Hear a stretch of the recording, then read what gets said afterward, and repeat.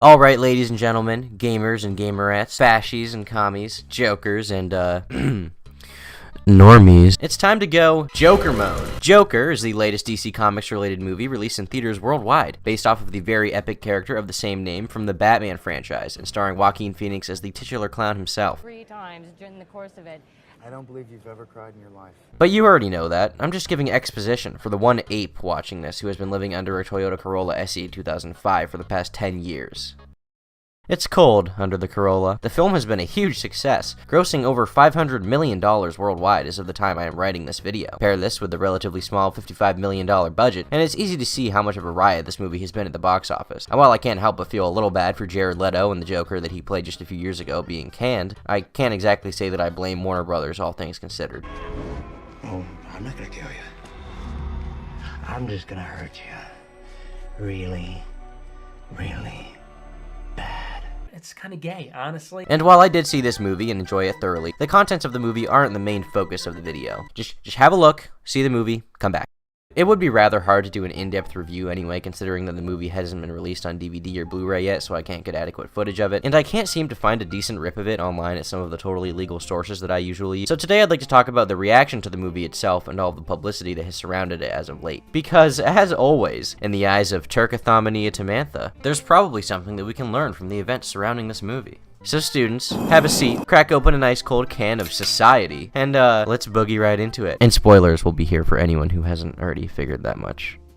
Okay, let's go. Based on the reviews online on sites like Rotten Tomatoes, you'll notice a clear gap between the opinions of critics and the general audiences who have seen these movies. Not sure what the qualifications are to be a critic, but there is a reason for the 20% difference in freshness. While some saw it as bleak and juvenile, many were not fans of the messages that they believe were being promoted in the movie, and some of the media buzz that has been generated around it. And while I'm sure some of you already know what I'm about to talk about, for the sake of context, time to talk down to all of you like your children. The first thing that many people have decided to tie this film to is white supremacy. Not surprising, considering the amount of innocuous things that have now become symbols of white supremacy. Oh fuck, where's my monetization? Oh god, YouTube, I'm sorry. Please give it back, please, I'm sorry. I didn't mean it like that. I didn't mean it! As advertisements were being played and announcements were being made about the movie's release date, everyone was freaking out on Twitter about how this movie would promote incel culture and white supremacy. Everyone was so convinced that this movie would empower them. And then it came out and turned out to have like nothing to do with neo-fascism. In fact, the entire film had echoes of Occupy Wall Street and classism and the broken healthcare system that we currently have here in the United States, or at least the one that exists in this universe. I didn't know if I even really existed.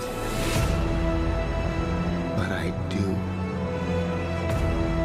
And people are starting to notice. Arthur, the name of the Joker in the movie, is basically the proletariat hero who is rising up against the rich that so many of these people on Twitter have been asking for. So, I don't know. Get your communist manifestos in check, bruv. And now that the movie is out, people are trying to tie this movie to an ideology that has nothing to do with it, with the greatest reaching that I've ever seen in my entire life. Now, you may be asking what a movie about a mentally ill loner who has been cast out by society and takes advantage of a political revolution against the rich to fulfill his own goals has to do with racism. Well, stick with me here. Stick with me here. We've got it. We've got the science. The experts in the lab have figured it out. The Joker is white and wants to do harm. Therefore, white supremacy. That's fucking stupid. Compelling evidence, I know, but thanks to the critically acclaimed scientist and expert on all fields of everything, New York Times writer Lawrence Ware, we have some even more convincing evidence that will shock you. Still, what struck me most is that what the film wants to say about mental illness or class divisions in American society is not as interesting as what it accidentally says about whiteness, for it is essentially a depiction of what happens when white supremacy is left unchecked. It shows the delusions that many white men have about their place in society and the brutality that can result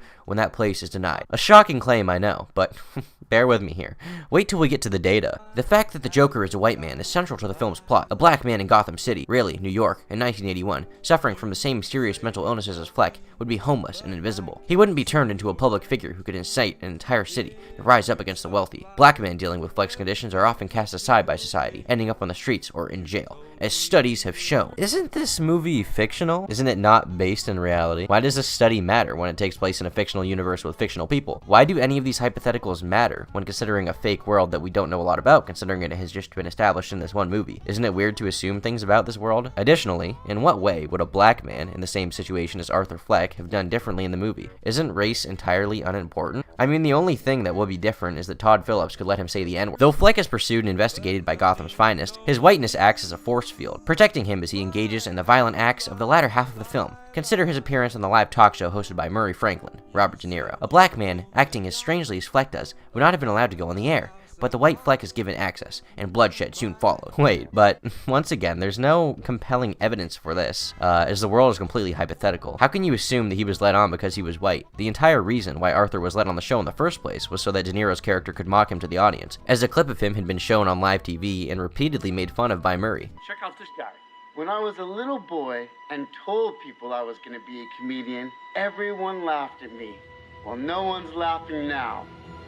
You can say that again, pal. If he was black, wouldn't they be more likely to let him on the show? Because the racist, evil De Niro would have a reason to bring him on stage and be racist towards him? Or look at how Fleck interacts with others. He is frequently in conversation with people who occupy a lower rung in society than he does. A state-appointed therapist he sees early on. A protective mother who chastises him for playing peekaboo with her son on the bus. His possible love interest. A neighbor who lives in the same building. And the psychiatrist he sees in Arkham Asylum. Every one of these characters is a black woman with whom he eventually has confrontation. Phillips consistently places Fleck in an oppositional or antagonistic position to these women. So I'm struggling to see how the state-appointed therapist, the protective mother, and the psychiatrist in Arkham occupy a lower social class than him. They're all employed, seemingly can make ends meet, and are not mentally ill. I'm sorry, I'm having a hard time following you here, Lawrence. And Arthur also gets into confrontations with other people, like the 3 white guys who harass him and beat him up on the train. So he pulls out the strap and pops a few caps in the homies. He also gets into a conflict with Murray, who he also takes out. He also whacks one of his former co-workers when he comes to his apartment and smothers his white mother in a hospital bed. Conversely, he only slays 1 black person at the end of the movie, so he gets rid of 1 black person and 5 white people. But racism because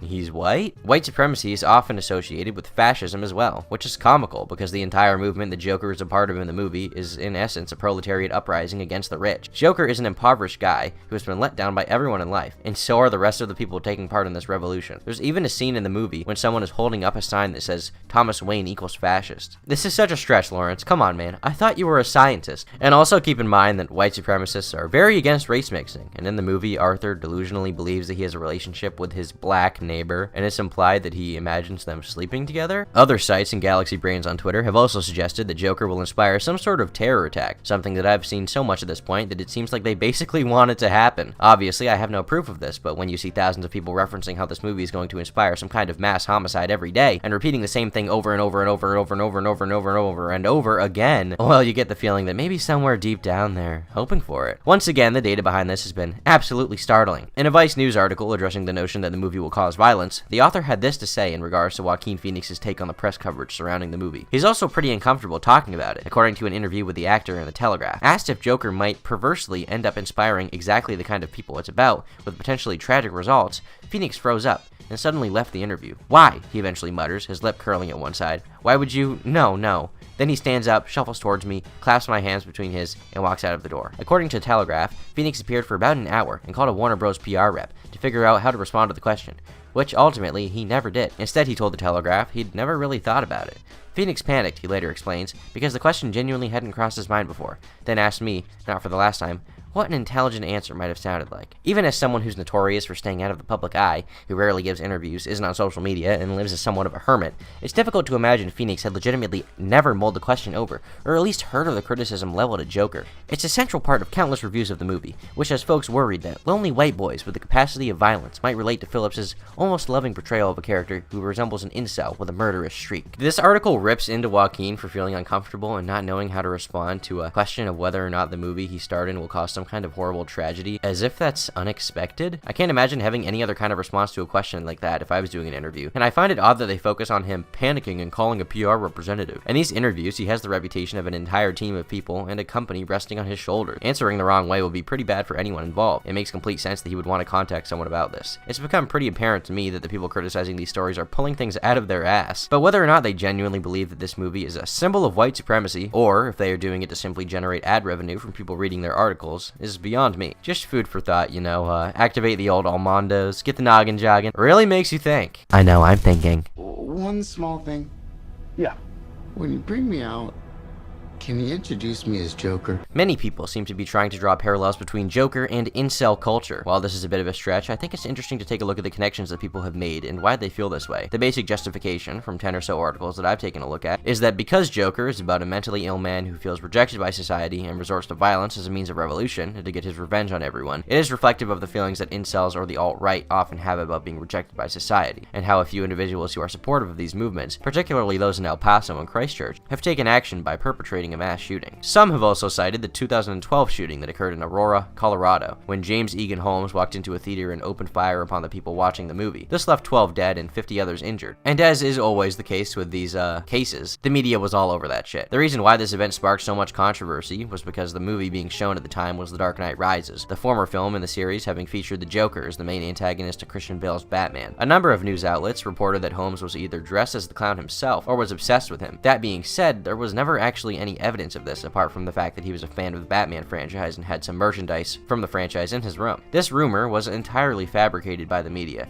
and while it has since been discredited a number of times and proven to be entirely inaccurate, it persists, and I personally have heard a number of people reference the notion that he was dressed as the Joker while it happened. Holmes was clearly pretty mentally fucked, there's no doubt about that, but he wasn't a Joker stan. Moving on, many seem to think that this movie glorifies these mentalities and this kind of person, and they think that by establishing empathy between the audience and the main character, it will make more people prone to commit acts like this. It's worth noting that not a single violent attack or event has occurred as a result of this movie, as many seem to think would happen. But furthermore, most of the people saying this seem to be missing the point of the movie. The movie is an origin story about a villain, an evil character who is always portrayed as the Yang of Batman's mythos. Joker is always the villain, and simply doing a character study on him isn't necessarily painting him in a positive light. Rather, it shows how this character came to be the way that he is and why he behaves in such an awful way in everything that we see him in. Joker has had multiple different origin stories, but there hasn't been a Batman movie up until this point that has thoroughly explored his in-universe past. This movie does that for us, showing us where he came from and his philosophies, or lack thereof, and what created such a broken human being. In the film, Arthur Fleck is a lonely, extremely mentally ill individual who suffers from a series of traumatic events both before and during the film that turn him into the monster that he is by the end. It's revealed in the movie that his also mentally ill mother allowed Arthur to be abused by her boyfriend, having him tied to a radiator and hit repeatedly. He also lives in poverty for the entire movie, and it's clear that this has been the case for a while, with no father figure present. His job as a clown at an entertainment company is the only thing that seems to bring him any joy in his life, but due to one of his co-workers sabotaging him, he's fired. Throughout a number of other scenes in the movie, we see this man mocked and ridiculed simply for being who he is, particularly because of a mental illness he has where he laughs hysterically at things that aren't funny, and when he isn't even experiencing any kind of humorous reaction. His conclusion to this is that he has to get his revenge on all of the people who have harmed him and done him wrong, and simultaneously show the world how little anyone cares about people like him. Any sane person who sees this movie obviously isn't going to agree with the conclusions that Arthur reaches, and the movie never glorifies what he does. It simply shows the events that lead to him committing these awful acts, and allows the audience to see it unfold. It's not an endorsement of his actions. If you see it that way, then it probably says more about you than it does about the actual film. But realistically, all these people were awful in one way or another, and probably deserved some of what they had coming. Everyone he harmed had personally wronged him.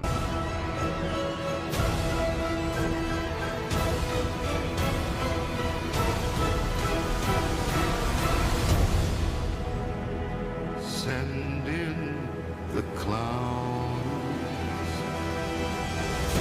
And regardless of how you feel about the events surrounding this movie, for fans of the film, there is no doubt that it has been a huge win. A rated R movie about extremely dark subject material with such negative press coverage doing so well will show movie studios that audiences are interested in these kinds of films regardless of the media backlash. And while I personally don't give one about the Avengers, I'd love to see more movies in the same vein as Joker. Seeing darker movies like this succeed will definitely make the people with money more inclined to fund projects with similar tones or subject matter. The best way to vote for something you want is with your money. That's why Marvel keeps making dumb movie after dumb movie after dumb movie, because these glorified theme park rides make a stupid amount of money and they keep on making money. So every time you pay for a ticket to see Thor 3 or Captain America 3 or some dumb boring piece of CGI video game cutscene schlock, show tune dancing clown man aesthetic just is kind of cool, but the story didn't really do anything. And back up before you get really angry. You'll still get angry. Silence, Eager! And stop blaming movies for culture. These films aren't responsible for how people act. This is the same backwards logic that we had to deal with when everyone was saying that video games encourage violence, which is still going on to this day. No, Grand Theft Auto did not make young Jimmy blow his grandma's head off.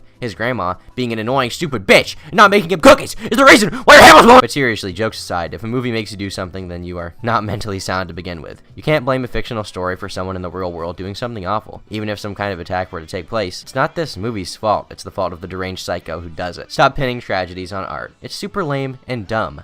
In any case, thanks so much for watching this video all the way to the end. I hope it was as much fun for you to watch as it was for me to make it. Be sure to check out the links in the description of this video for more stuff from me. And yeah, who knows? Maybe you did find the Joker relatable. Maybe, just maybe, there's a little bit of Joker in all of us.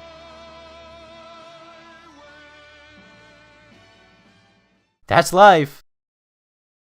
Hello, I finally uploaded a video to youtube.com. Ha ha ha. A few announcements. My friend and content creator Zaptai, who is not me, has created his own Twitter account, which you should all go follow. The handle is @ZaptaiE, so please click the link in the description to follow him on Twitter. He would greatly appreciate it. For those of you asking where I've been, clearly you're new subscribers, because this is something I just tend to do, but uploading frequently is for losers. Also, I shut down my Patreon because I don't think I upload consistently enough to want monthly money. I'm okay with just not getting it. But join the new Discord server, please. It's a fun time. That's all for today, folks. See you all in like 2 months or something. Back to listening to My Chemical Romance and crying about women destroying my life.